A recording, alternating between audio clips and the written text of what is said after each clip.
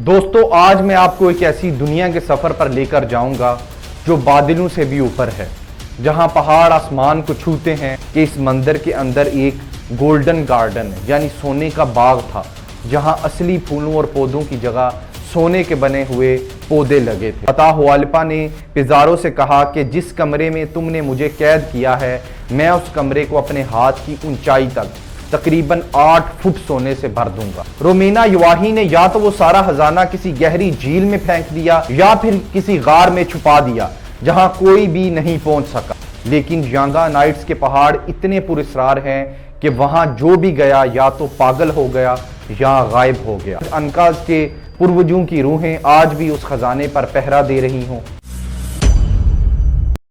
दोस्तों आज मैं आपको एक ऐसी दुनिया के सफर पर लेकर जाऊंगा जो बादलों से भी ऊपर है, जहां पहाड़ आसमान को छूते हैं और जहां की मिट्टी में आज भी इतना सोना छुपा हुआ है कि अगर वो मिल जाए तो दुनिया की किस्मत बदल सकती है।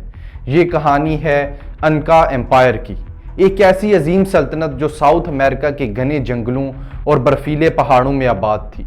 ज़रा सोचिए, आज से 500 साल पहले पेरू के इलाके में कोस्को नाम का एक शहर था जो अनकाज का दारुल हुकूमत था, और ये शहर इतना खूबसूरत और अमीर था कि वहाँ के महल और मंदिर पत्थर की बजाय सोने से चमकते थे।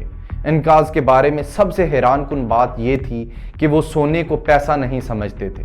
उनके लिए सोने के सिक्के या नोटों की कोई कीमत नहीं थी। वो सोने को सूरज देवता का पसीना यानी स्वेट ऑफ द सन समझते थे। उनका मानना था कि सोना उनके खुदा इंटी का तोहफा है, इसलिए वो उसे सिर्फ अपने मंदिरों को सजाने और खुदा की इबादत के लिए इस्तेमाल करते थे। उनका सबसे बड़ा मंदिर कुरिनकांचा अंदर से पूरी तरह सोने की मोटी चादरों से ढका हुआ था। आप यकीन नहीं करेंगे कि इस मंदिर के अंदर एक गोल्डन गार्डन यानी सोने का बाग था, जहां असली फूलों और पौधों की जगह सोने के बने हुए पौधे लगे थे और वहां सोने के ही जानवर जैसे लामा खड़े थे। ये मंजर देखकर किसी भी इंसान की आंखें खुली की खुली रह जाती थीं। लेकिन दोस्तों, हर चमकती चीज़ के पीछे अंधेरा भी होता है, और अनकाज की इस दौलत ने समंदर पार से दुश्मनों को दावत दे दी थी। साल 1532 में स्पेनिश लोग, जिन्हें कॉन्क्वेस्टर्स कहा जाता था, फ्रांसिस्को पिज़ारो की क़यादत में वहां पहुंचे। ये लोग लोहे के कपड़े आर्मर पहने हुए थे। उनके पास बंदूकें थीं जो गरजती थीं, और वो घोड़ों पर सवार थे जो अनकाज ने पहले कभी नहीं देखे थे। अनकाज समझ नहीं पाए कि ये अजनबी कौन है, और इसी कंफ्यूजन का फायदा उठाकर पिज़ारो ने उनका बादशाह अता हुआलिपा को धोखे से कैद कर लिया। यहां से शुरू होती है दुनिया की सबसे बड़ी रैंसम यानी तावान की कहानी। जब अता हुआलिपा ने देखा कि इन स्पेनिश लोगों को सिर्फ सोने की भूख है, तो उसने अपनी आज़ादी के बदले एक ऐसी ऑफर दी जो आज तक तारीख में याद रखी जाती है। अता हुआलिपा ने पिज़ारो से कहा कि जिस कमरे में तुमने मुझे कैद किया है, मैं उस कमरे को अपने हाथ की ऊंचाई तक तकरीबन 8 फुट सोने से भर दूंगा।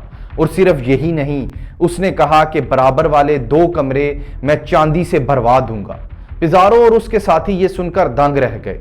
उन्होंने फौरन हाँ कर दी। अनकाज के बादशाह के हुक्म पर पूरे एम्पायर से सोना जमा होना शुरू हो गया। हजारों लोग अपने कंधों पर सोना और चांदी उठाकर काजा मार्का शहर की तरफ चल पड़े। मंदिरों से सोने की दीवारें नोच ली गईं, खूबसूरत बर्तन और जेवरात ढेर कर दिए गए। देखते ही देखते वो कमरा वाकई ही सोने के खजाने से भर गया। ये आज के हिसाब से अरबों डॉलर्स का खजाना था। लेकिन दोस्तों, लालच की कोई हद नहीं होती। पिज़ारो ने सोना तो ले लिया, लेकिन उसने अपना वादा नहीं निभाया। उसने सोचा कि अगर मैं अता हुआलिपा को छोड़ दूंगा तो वो अपनी फौज जमा करके हमें मार देगा। इसलिए उसने अता हुआलिपा को बेरहमी से कत्ल करवा दिया। लेकिन कहानी का असली राज अब शुरू होता है। जिस वक्त अता हुआलिपा को मारा गया, उसका सबसे वफादार जनरल, जिसका नाम रोमेना युवाही था, वो रास्ते में था।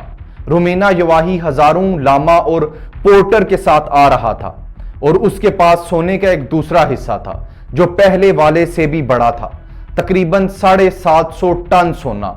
जब रोमेना युवाही को खबर मिली कि स्पेनिश लोगों ने धोखा दिया और बादशाह को मार दिया है, तो उसका खून खोल उठा। اس نے قسم کھائی کہ وہ اسپینش لوگوں کو اب ایک تنکا بھی نہیں دے گا۔ رومینا یواہی نے اپنا رخ بدلا اور وہ یانگا نائٹس کے پہاڑوں کی طرف مڑ گیا۔ یہ پہاڑ ایکواڈور میں ہیں اور یہ جگہ اتنی خطرناک ہے کہ وہاں ہمیشہ دھند رہتی ہے، بارش ہوتی رہتی ہے اور وہاں کے جنگلات میں راستہ ڈھونڈنا ناممکن ہے۔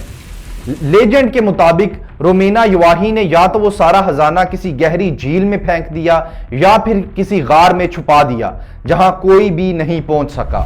جب اسپینش فوج نے بعد میں رومینا یواہی کو پکڑ لیا اور اسے شدید ٹارچر کیا تاکہ وہ خزانے کا پتہ بتائے تو اس بہادر جنرل نے اپنی زبان نہیں کھولی اور مرتے دم تک راز اپنے سینے میں دفن رکھا۔ اس واقعے کے بعد صدیاں گزر گئیں اور لوگ اس لاسٹ ٹریجر کی تلاش میں آتے رہے۔ پھر تقریباً 50 سال بعد ایک غریب اسپینش سپاہی جس کا نام والورڈے تھا، اس کے ساتھ ایک عجیب واقعہ ہوا۔ کہا جاتا ہے کہ اس نے ایک مقامی انکاز لڑکی سے شادی کی تھی اور اس لڑکی کے باپ نے والورڈے کو وہ خفیہ جگہ دکھا دی تھی جہاں رومینا یواہی نے خزانہ چھپایا تھا۔ والورڈے وہاں سے اتنا سونا لایا کہ وہ راتوں رات امیر ہو گیا اور واپس اسپین چلا گیا۔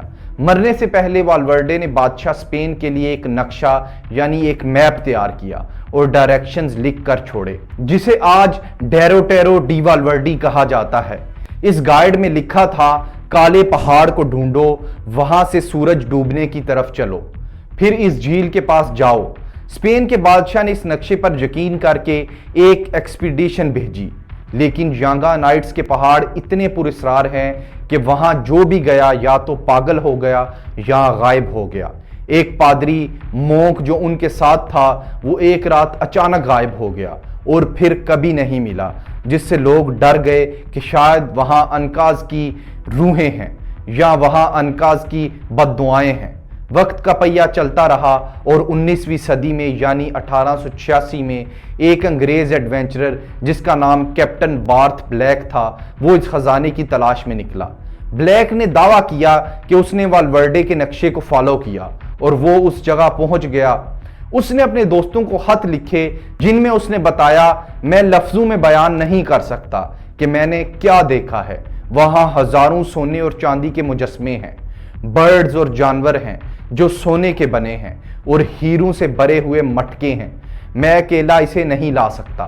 بلیک نے تھوڑا سا سونا اٹھایا اور واپس چلا گیا تاکہ وہ فنڈز جمع کر کے دوبارہ آئے اور سب کچھ نکال سکے، لیکن دوستو تقدیر کو کچھ اور ہی منظور تھا۔ جب وہ نیو یارک جا رہا تھا تو وہ سمندر میں کشتی سے گر گیا اور ڈوب کر مر گیا، اس کا راز بھی اس کے ساتھ چلا گیا۔ اب سوال یہ ہے کہ کیا وہ خزانہ آج بھی وہاں ہے؟ آج بھی دنیا بھر سے ایکسپلوررز اور سائنٹسٹ ایکواڈور کے ان خطرناک پہاڑوں میں جاتے ہیں۔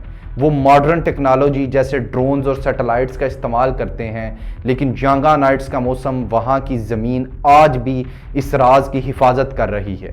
کچھ لوگ کہتے ہیں کہ پائٹیٹی نام کا ایک اور کھویا ہوا شہر لاسٹ سٹی جنگل میں کہیں چھپا ہے جہاں انکاز نے اپنا بچا ہوا سونا رکھا تھا۔ ایل ڈوراڈو کی کہانی بھی اسی سے ملتی جلتی ہے، حالانکہ ایل ڈوراڈو اصل میں کولمبیا کی ایک رسم تھی جہاں ایک بادشاہ سونے کا پاؤڈر اپنے جسم پر لگا کر جھیل میں نہاتا تھا، لیکن اسپینش لوگوں نے سمجھ لیا کہ یہ پورا ایک سونے کا شہر ہے۔